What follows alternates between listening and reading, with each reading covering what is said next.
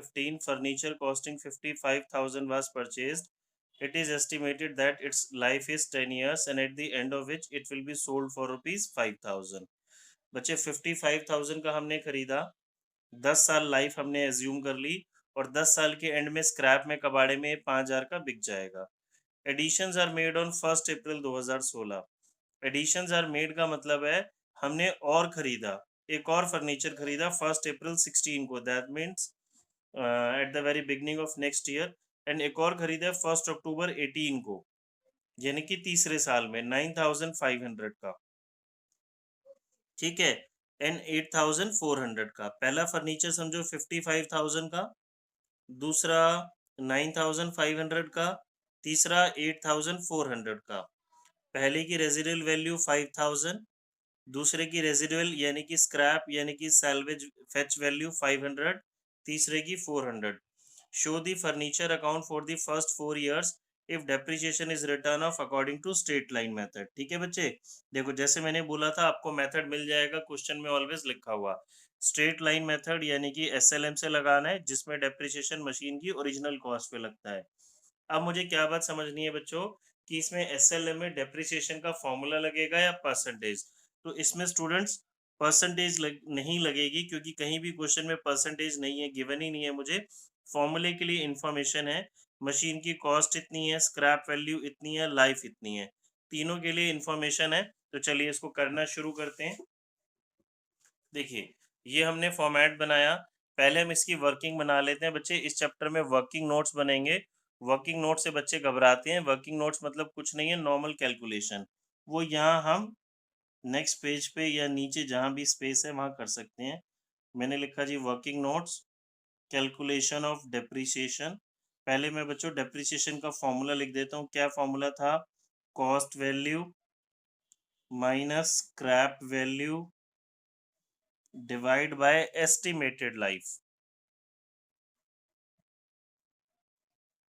Estimated life of the project या machine.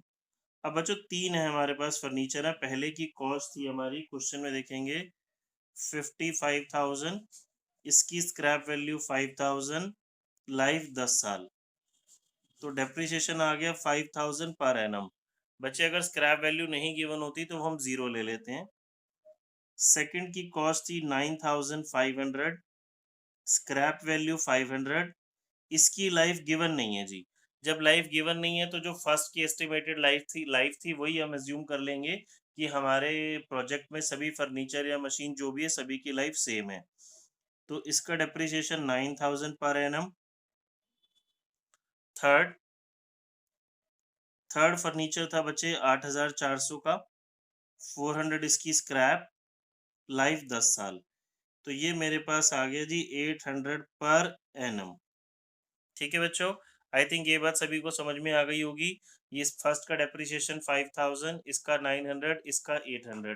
क्योंकि मेरा मेथड एसएलएम है तो ये डेप्रिसिएशन मेरा हमेशा क्या रहेगा? सेम. ठीक है, ये डेप्रिसिएशन क्या रहने वाला है? सेम. एसएलएम में डब्ल्यूडीवी में डेप्रिसिएशन क्या रहता है? सेम. सभी बच्चे अपनी स्क्रीन पे ध्यान से देखेंगे. ये देखिए मैं फर्नीचर अकाउंट बना रहा हूँ तो ये मेरा कैसे बनना शुरू होगा.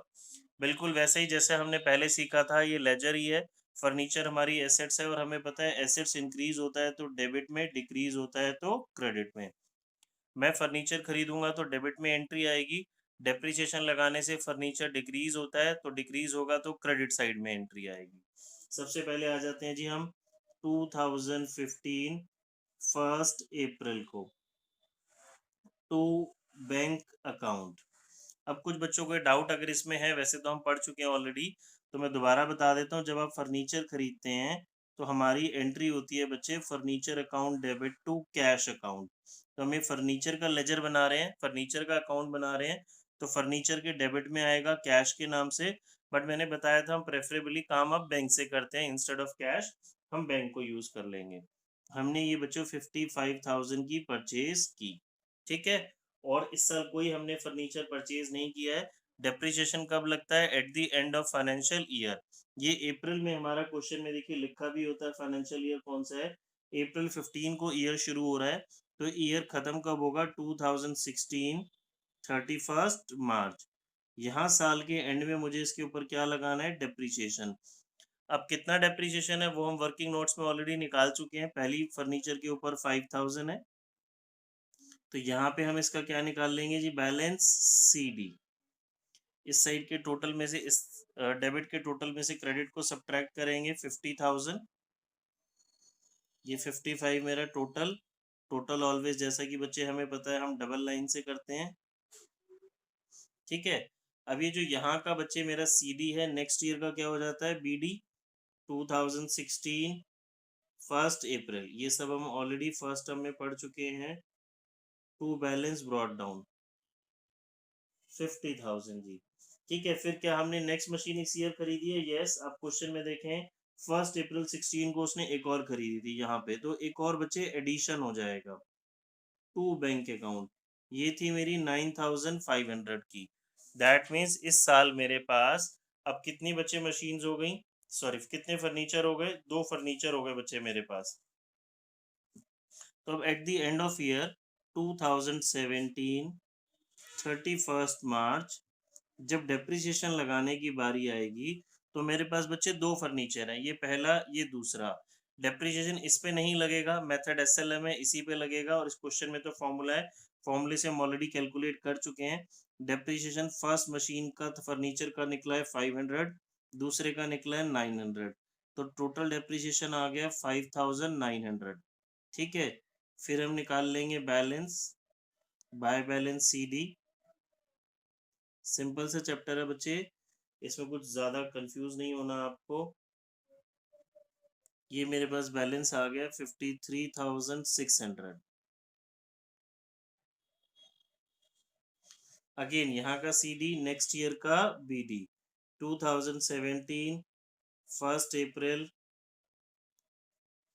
To balance brought down 53,600।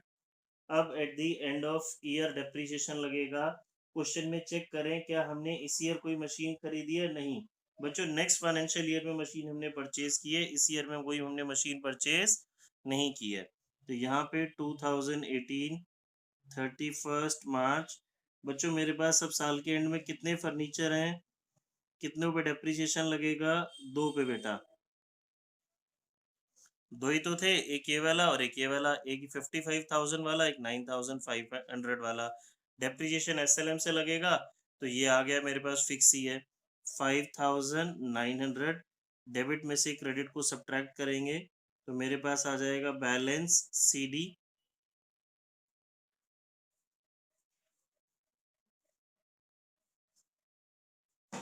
47,700। ठीक है, यहाँ का CD बचे। अब नेक्स्ट ईयर का फिर अगेन BD 2018 1 अप्रैल। अच्छा, मैं ऐसे कितने साल का बनाते जाएंगे? क्वेश्चन में लिखा होता है क्लियरली, आप रीड करें, क्वेश्चन में लिखा है जी 4 इयर्स का बनाना है। ठीक है, अब हमने इस फाइनेंशियल ईयर में एक और मशीन खरीदी है, बट वो मशीन खरीदी है हमने अक्टूबर में। अक्टूबर 18 को मशीन खरीदी है हमने 8,400 की।